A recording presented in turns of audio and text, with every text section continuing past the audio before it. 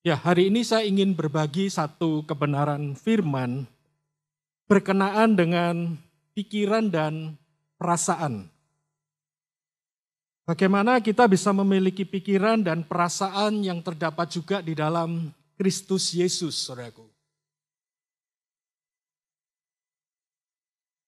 Nah, seperti dikatakan di firman Tuhan di Filipi 2 ayat 5, di situ dikatakan, hendaklah kamu dalam hidupmu bersama menaruh pikiran dan perasaan yang terdapat juga di dalam Kristus Yesus.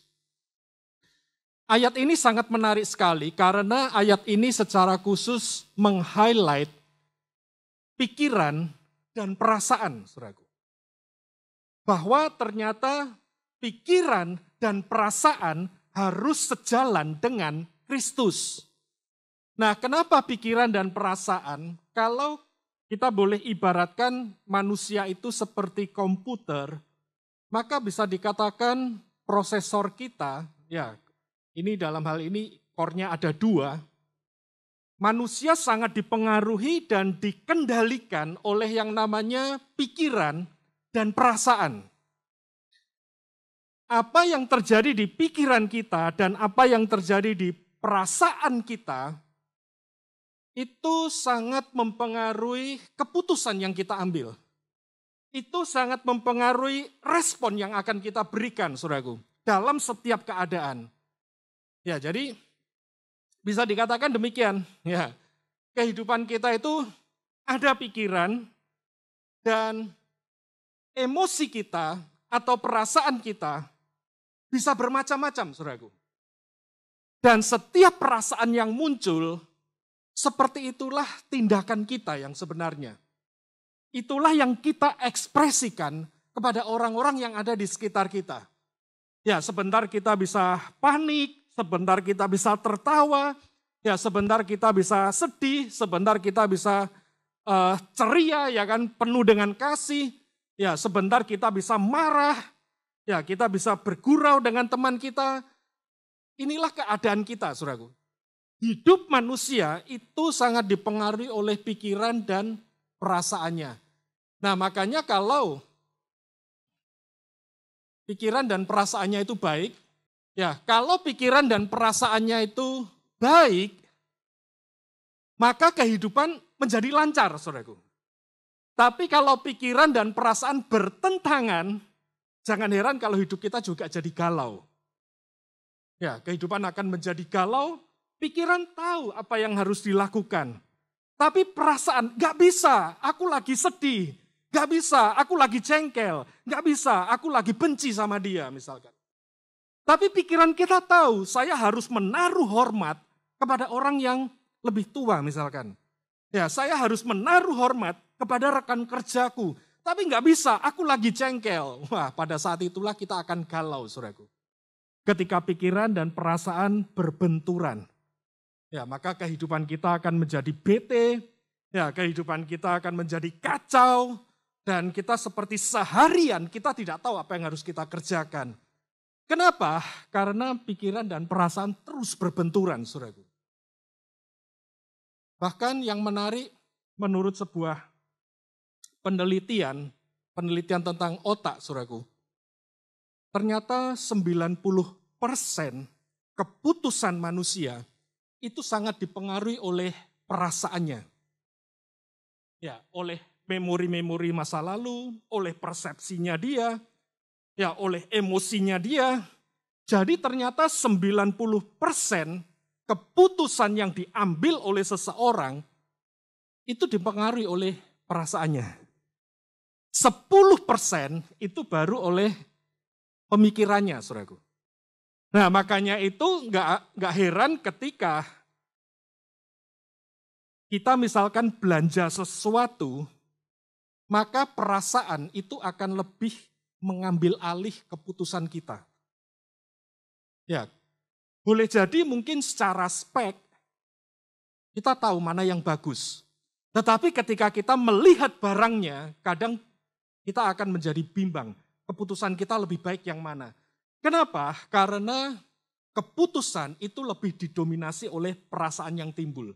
ketika kita suka dengan sebuah barang atau ketika kita melihat sesuatu yang menurut kita lebih baik, meskipun speknya belum tentu terbaik, nah tetapi keputusan seringkali dimenangkan oleh apa? Apa yang kelihatan baik. Ya, apa yang membuat kita nyaman, apa yang membuat kita merasa suka. Nah, disitulah akhirnya kita mengambil sebuah keputusan, saudaraku. Nah, makanya itu 90% itu dipengaruhi oleh perasaannya. Nah, kalau kehidupan kita itu sangat dipengaruhi dan dikendalikan oleh pikiran dan perasaan. Nah, sekarang yang jadi masalah adalah begini. Pikiran dan perasaan ini kita lebih mengikuti apa kata iblis atau lebih mengikuti apa kata Tuhan, saudaraku. Kalau kita membiarkan pikiran dan perasaan kita dipakai, kita lebih setuju kepada iblis, jangan heran kalau rupa Kristus itu tidak ada dalam diri kita. Cara untuk menilai seseorang itu menjadi seperti Yesus atau tidak, menurut saya parameternya, yang pertama, lihatlah bagaimana pikiran dan perasaannya bereaksi, saudaraku. Bukan hal yang lain. Kenapa? Karena tadi firman Tuhan kita sudah baca, ya kan? Kenakanlah pikiran dan perasaan yang terdapat juga di dalam Yesus. Jadi ketika seseorang meskipun rajin pergi ke gereja, sudah lama menjadi orang Kristen, tetapi ketika pikiran dan perasaannya tidak connect dengan Tuhan, ya maka rupa Kristus semakin menjauh dari kehidupannya. Meskipun sudah lama jadi orang Kristen, saudaraku. Nah, seperti yang dikatakan ayat ini menunjukkan bahwa bagaimana sih caranya menolak firman? Bagaimana sih caranya menolak Kristus? Simple. Melalui apa? Pikiran. Ketika kita biarkan pikiran kita dikuasai oleh iblis, simple. Menolak Yesus itu gampang. Kita pakai logik kita. Wah, kita sudah tolak Kristus, ya kan? Apa yang firman katakan, wah kita bentengi pikiran kita. Kita sudah menolak firman. Demikian juga perasaan kita seringkali kita pakai untuk menolak siapa sih? Roh Kudus. Seperti dikatakan di sini. Di ayat ini dikatakan, janganlah kamu mendukakan Roh Kudus yang telah memeteraikan kamu menjelang hari penyelamatan. Kira-kira gimana sih caranya mendukakan Roh Kudus? Tips, trik untuk menghalau Roh Kudus dari kehidupan kita itu simple. Yaitu apa? Pahit, geram, amarah, pertikaian, fitnah. Percayalah kita akan semakin susah mengenali Roh Kudus, saudaraku. Bagaimana sih Tuhan itu berbicara sama saya? Wah, kita akan menjadi sangat susah mendengar suara Tuhan ketika emosi kita lagi marah, saudaraku. Susah. Ya, atau demikian juga emosi kita lagi pahit dengan seseorang. Apapun yang Roh Kudus katakan, seperti kita nggak bisa dengar. Kenapa? Karena cara menolak Roh Kudus itu simpel banget. Gunakan perasaanmu. Ketika perasaanmu dipenuhi dengan kepahitan, kemarahan, pertikaian, engkau benci dengan seseorang, engkau ingin berkelahi dengan seseorang, maka kita akan tuli dengan Roh Kudus. Jadi ngusir Roh Kudus dari diri kita itu gampang. Tak kasih tips triknya ya. Itu tips triknya, saudaraku. Ya, bagaimana cara mengusir Roh Kudus dari kehidupan kita? Itu. Gunakan rasa jengkelmu, gunakan rasa pahitmu, gunakan rasa bencimu, gunakan rasa dendammu. Dengan sendirinya kita nggak bisa rasakan Roh Kudus.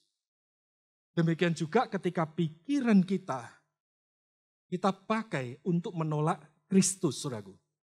Seperti ayat ini kan. Ya, apa yang menolak Kristus? Yaitu apa? Kami menawan segala pikiran dan menaklukkannya kepada Kristus. Makanya saya lebih suka melihat ayat ini Hendaklah kamu di dalam hidupmu bersama menaruh pikiran dan perasaan yang terdapat di dalam Kristus Yesus. Dari mana sih kita bisa tahu bahwa Yesus itu mengintervensi kehidupan kita? Dari mana kita bisa tahu bahwa Yesus itu mempengaruhi kehidupan kita? Dari mana kita bisa tahu bahwa kehidupan kita sudah mulai menjadi seperti Yesus? Dari mana kita tahu? Simple, saudaraku. Ketika engkau biarkan pikiran dan perasaanmu shifting ke arah Kristus, saudaraku.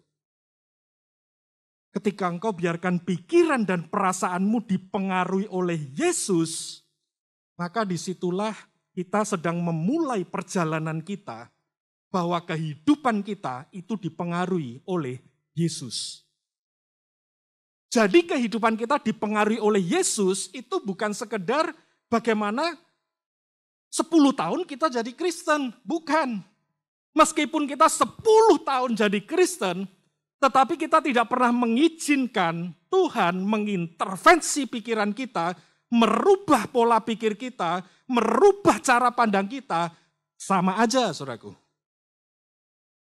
Demikian juga kalau kita tidak izinkan Yesus mengubah perasaan kita, mengubah emosi kita, sama aja. 10 tahun kita jadi Kristen, dibandingkan dengan belum jadi Kristen, sama aja, saudaraku. Tidak ada perubahan. Kalau mau menilai perubahan seseorang, simple. Bagaimana pikirannya dia, bagaimana cara pandangnya dia, apakah dia mengizinkan firman mempengaruhi pola pikirnya dia? Apakah dia mengizinkan firman mentransformasi cara dia mengambil keputusan, cara dia menganalisa, semuanya, saudaraku. Apakah dia mengizinkan Tuhan mengintervensi perasaannya dia? Bagaimana pertama kali dia penuh dengan kebencian, sekarang penuh dengan kasih. Kalau dari dulu sampai sekarang tetap penuh kebencian, bukan Tuhan tidak memulihkan. Tapi memang kita tidak mengizinkan Tuhan mengintervensi kehidupan kita. Jangan Tuhan yang disalahkan, saudaraku. Ya, seringkali kadang kita menyalahkan Tuhan. Ya, sudah 10 tahun, ya kan, aku tetap benci dengan dia, aku nggak bisa ngampuni. Itu berarti kita tidak mengizinkan firman Tuhan mengubah perasaan kita, saudaraku. Makanya kalau ingin menjadi seperti Yesus, langkah pertama, saudaraku, izinkan Yesus mengubah pola pikir kita. Izinkan Yesus mengubah cara pandang kita. Izinkan Yesus mengubah perasaan kita, saudaraku. Itu caranya. Nah, ini adalah slide yang terakhir, saudaraku. Ya, hari ini saya tidak akan khotbah lama. Saya hanya ingin memberikan satu perenungan. Apakah kita sudah mengizinkan Tuhan itu mengubah pikiran dan perasaan kita? Mungkin untuk pikiran, saya tidak akan terlalu bahas. Ya, atau kita juga bisa bahas nanti lain waktu. Tetapi hari ini saya ingin meng-highlight perasaan kita, saudara. Kenapa perasaan? Karena seperti tadi, 90% ternyata decision yang kita ambil itu banyak dipengaruhi oleh perasaan kita. Sehingga kalau perasaan kita itu keliru, jangan heran keputusan-keputusan yang kita ambil dalam hidup kita keliru juga, saudaraku. Kenapa? Karena kita membiarkan perasaan-perasaan yang salah menguasai hidup kita. Perasaannya salah, ambil decision, sudah pasti decisionnya salah. Perasaannya enggak suka, ya kan? Aku enggak suka, enggak. Aku iri misalkan. Ya, ketika iri hati masuk, jangan heran kalau decisionnya akan salah. Kenapa? Iri hati masuk, kecenderungannya adalah melukai orang lain. Itu kecenderungannya. Jangan bilang iri hati masuk kecenderungannya berbuat baik, nggak ada itu. Itu sudah dipraktekkan oleh Kain sejak zaman purbakala. Ketika manusia pertama kali jatuh dalam dosa, maka efek pertama adalah Kain harus dealing dengan perasaan iri hati. Itu sudah terjadi ribuan tahun yang lalu. Dan sudah ditunjukkan oleh Kain bahwa perasaan iri hati, impact-nya itu kita ingin menciderai orang lain. Kepada siapa kita merasa iri, kita akan merasa benci sama dia. Tanpa alasan. Gak ada alasannya. Pokoknya aku rasanya gak suka. Aku rasanya pokoknya gak cocok. Nah, simpel. Bahkan kalau perlu, kita pukul dia, kita ciderai dia, itu sah-sah aja. Makanya tidak ada perasaan jelek, perasaan yang salah, itu ngambil keputusan benar, gak ada. Nah, makanya kita harus mulai shifting, saudaraku, untuk memiliki perasaan seperti Kristus. Dan di sini saya ingin meng-highlight 3 perasaan. Yang pertama adalah perasaan dicintai. Kenapa perasaan dicintai itu penting? Karena Yesus datang ke bumi ini, itu adalah bukti konkret bahwa Tuhan mencintaimu. Amin. Yesus datang ke muka bumi, itu bukan masalah, wah karena dia Allah yang perkasa, ya kan?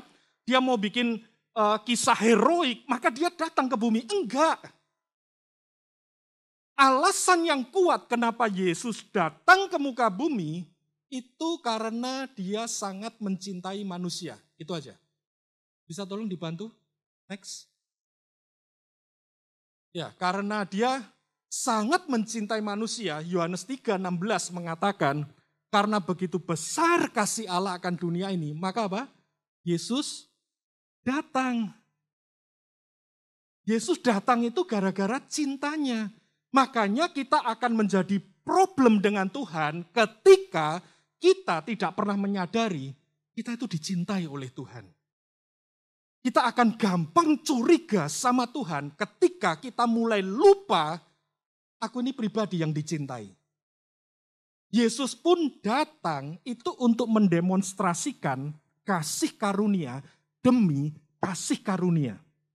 Yesus datang bukan mendemonstrasikan penghakiman demi penghakiman, saudaraku. Ya kan di Yohanes 1 ya. Di Yohanes 1 teman-teman bisa lihat ya, kalau nggak salah itu di ayat 14, 15, 16. Yesus datang itu mendemonstrasikan kasih karunia demi kasih karunia. Makanya kalau sampai kita merasa kita tidak dicintai oleh Tuhan, ada yang salah dalam pengenalan kita akan Yesus. Kita memandang Yesus yang salah. Kita keliru, saudaraku. Dan kita tidak menangkap pesannya dia. Kenapa tidak menangkap pesannya dia? Karena pesannya Yesus, aku datang karena engkau dicintai. Makanya itu penting banget perasaan dicintai. Itu harus selalu eksis di dalam hati kita, saudaraku. Bahwa engkau dicintai oleh Tuhan. Apapun keadaanmu. Apalagi ketika engkau di dalam keadaan yang sangat amat buruk, saudaraku. Kenapa? Karena kitab Amsal mengatakan demikian. Hai anakku, janganlah engkau menolak didikan Tuhan. Dan janganlah engkau bosan akan peringatannya. Karena Tuhan memberi ajaran kepada siapa? Yang dikasihinya. Seperti seorang ayah kepada anak yang disayanginya. Kita akan terjebak dalam banyak kerumitan mencurigai Tuhan ketika kita mulai lupa bahwa engkau dicintai, engkau dikasihi, dan engkau adalah anak yang disayangi oleh Tuhan. Kita merasa bahwa kalau Tuhan baik, maka semuanya harus apa? Baik. Itu mentalitas anak manja, saudaraku. Halo, benar? Hanya orang yang punya persepsi manja, hanya orang yang terjebak di dalam kemalasan, dia yang akan berpikir bahwa kalau papaku baik, maka aku nggak usah kerja, tetap di rumah, difasilitasin, mau jalan-jalan fasilitas ada, lalu kalau sudah tua dia tidak bisa bekerja dan tidak jelas hidupnya. Kenapa? Karena dia berpikir bahwa kalau papanya baik, maka semuanya difasilitasin. Anaknya tidak pernah menderita. Makan kerupuk langsung mules nggak perutnya? Pernah lihat itu? Ya, ya. Saya beberapa kali ketemu dengan seorang teman, ya kan kalau dia punya anak, saya bilang, jangan jangan anakmu hanya dikasih makanan yang betul-betul higienis. Kenapa? Karena kalau dia keluar di sekolah atau di kampus, pasti higienis atau belum tentu higienis? Belum tentu. Dan kalau sampai dia makan, maka seringkali sakit nggak? Sakit, karena nggak terbiasa. Itu aja. Dia nggak terbiasa. Nah bayangkan apalagi kalau anak tidak pernah dilatih untuk bekerja, saudaraku. Maka meskipun usianya 30, tetap tidak bisa bekerja. Itu kan lebih fatal, saudaraku. Jangan lupa bahwa Tuhan kepingin kita itu memerintah bersama dengan Dia. Kalau Tuhan itu ingin mengajak kita memerintah dengan Dia, berarti kira-kira kita sebagai anak yang disayangi, kita akan dimanja atau dilatih? Halo? Dilatih. Simple, itu aja. Kau akan dilatih oleh Tuhan. Kenapa engkau akan dilatih oleh Tuhan? Karena Tuhan punya target, engkau akan memerintah bersama dengan aku. Istilahnya kalau zaman sekarang, kalau orang tuanya punya perusahaan yang sangat besar, engkau akan dilatih, engkau akan dikuliahkan di kampus-kampus yang prestisius, yang tentunya sangat sulit. Kenapa? Karena tujuannya engkau akan mewarisi perusahaan Papa. Karena Tuhan ingin mengajak kita memerintah, maka sudah pasti kita akan dilatih. Sudah pasti kita akan diajar. Ada di sini yang punya cita-cita, aku tidak ingin kalau punya anak, anakku menderita kayak aku. Jadi anakku tidak akan pernah aku sekolahkan. Ada? Halo, engkau punya cita-cita demikian? Atau engkau tetap sekolahkan anakmu? Engkau dorong anakmu sampai S2 enggak? Engkau dorong anakmu menghadapi kesulitan-kesulitan atau tidak? Kenapa? Karena engkau mengasihi. Karena engkau mencintai. Nah oleh sebab itu, perasaan ini penting banget teman-teman. Jangan sampai perasaan ini hilang dari kehidupan kita. Jangan. Kenapa? Karena Tuhan itu datang ke bumi dan dia mati di atas kayu salib itu karena cinta. Karena engkau dicintai, itu aja. Makanya kalau sampai kita mencurigai Tuhan, fatal banget teman-teman. Itu sama saja begini loh. Engkau dikuliahkan oleh orang tuamu, kuliahmu susah, orang tuamu yang disalahin. Ini gara-gara papa. Nguliain aku, lihatin, gak lulus-lulus aku. Coba kalau papa gak nguliain aku, hidupku lebih enak. Halo, ada anak yang kriteria seperti itu? Kalau ada, aku harus bertobat, saudaraku. Ya. Kuliahnya susah, bapaknya yang disalahin. Tapi kalau tidak dikuliahin, marah juga. Ya kan? Ini anak memang antik ini, ya kan? Jenis langka itu. Ya, yang pertama adalah pastikan engkau dicintai. Engkau pribadi yang dicintai apapun keadaanmu, saudaraku. Kenapa? Karena Yesus sudah mati, itu aja. Karena Yesus sudah mati, itu merupakan bukti sah, tidak bisa diganggu-gugat. Engkau pribadi yang dicintai. Berikutnya, yang kedua. Perasaan apa yang harus timbul di dalam diri kita? Yaitu perasaan bahagia. Dan uniknya, Yesus bercerita perasaan bahagia di Matius 5 itu justru kondisinya enak atau tidak enak? Tidak enak ya? Berbahagialah ketika engkau alamin ini. Berbahagialah ketika engkau alamin ini. Dari situ kita bisa melihat bahwa kekuatan menghadapi kesulitan, kekuatan menghadapi berbagai macam tekanan, itu jangan kehilangan perasaan bahagia, saudaraku. Karena Yesus bilang, berbahagialah. Meskipun orang bilang, oh berbahagia itu gak ada hubungannya dengan perasaan. Bagaimana mungkin engkau berbahagia tanpa perasaan? Ada yang bisa praktekin?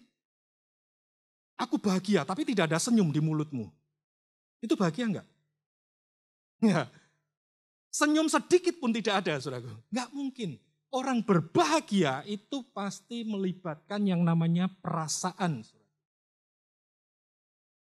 Dan asiknya Yesus menunjukkan perasaan bahagia justru ketika menghadapi poin-poin sulit. Ada satu penelitian yang cukup menarik. Seringkali orang berpikir, aku akan berbahagia kalau aku mempunyai sesuatu. Makanya orang berpikir bahwa dia akan berbahagia kalau punya uang 1 miliar atau 10 miliar. Yang mana? 1 miliar atau 10 miliar?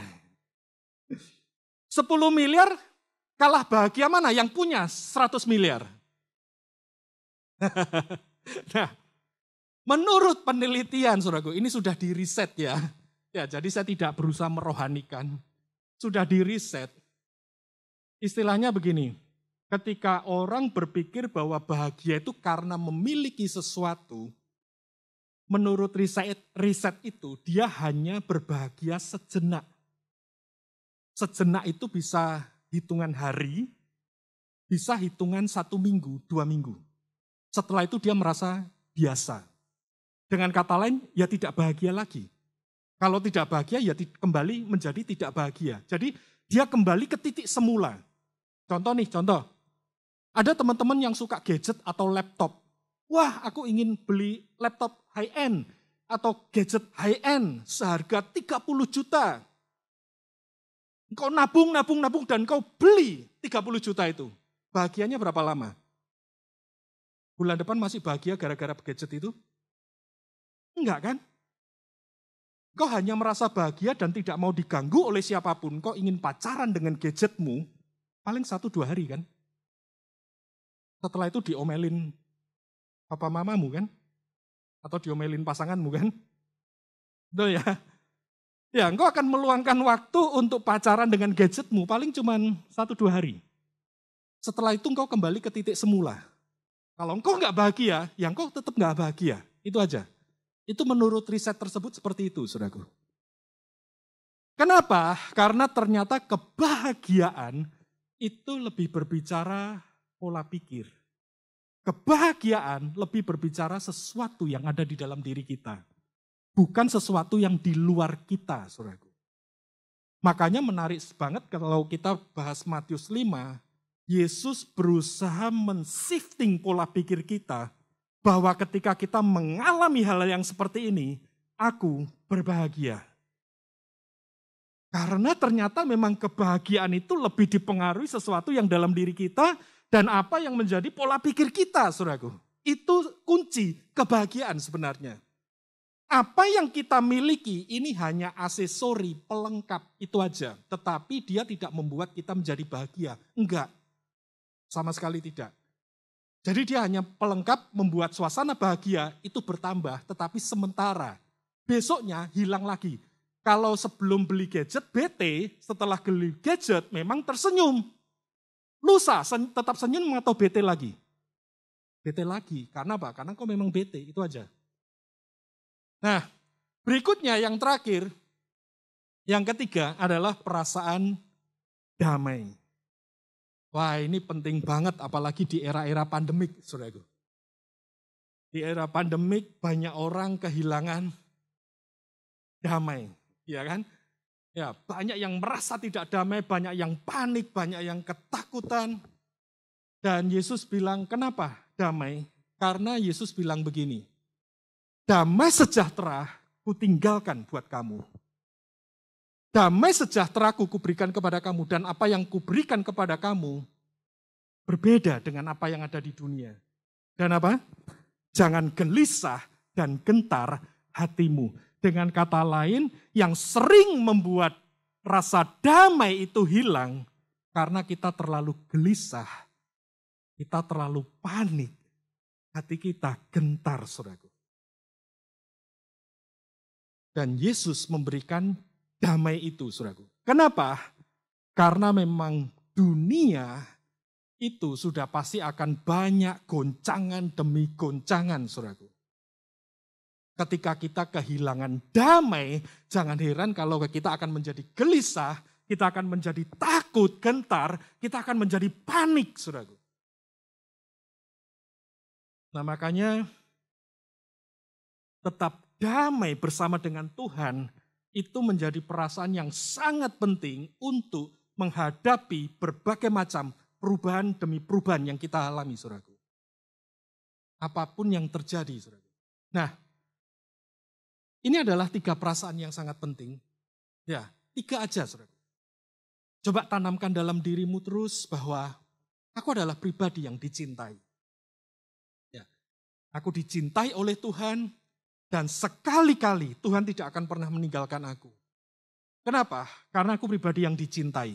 Aku adalah anak yang disayangi. Kemudian yang kedua, ingatlah bahwa aku berbahagia dengan Tuhan. Biarkan firman Tuhan itu men-shifting pola pikir kita. Seperti yang Yesus katakan, berbahagialah karena kamu demikian. Berbahagialah karena kamu demikian. Nah, biarkan itu mengubah pola pikir kita, saudaraku. Dan yang ketiga, yang terakhir adalah biarlah damai sejahtera Tuhan itu tetap ada di dalam diri kita. Saya sangat menyarankan ayat ini hafalin, saudaraku. Ya, ayat ini hafalin supaya ketika kita ngalami goncangan-goncangan, kita ingat Yesus bilang, damai sejahteraku, aku tinggalkan buat kamu. Kalau kita lupa, jangan heran kita merasa kita tidak punya pegangan bersama dengan Tuhan. Kita merasa Tuhan itu terlalu jauh dan meninggalkan kita, saudaraku. Padahal Yesus sudah bilang, damai sejahteraku, aku kasih buat kamu. Nah, masalahnya kita lupa enggak? Dan akhirnya kita kembali menjadi gelisah dan gentar, saudaraku. Ya, yang hari ini kita hanya ingin berbagi, biarlah pikiran dan perasaan kita itu boleh dikuasai oleh Kristus, saudaraku. Amin. Ya, beranjaklah supaya kita benar-benar menjadi seperti Yesus. Tuhan memberkati. Mari kita berdoa.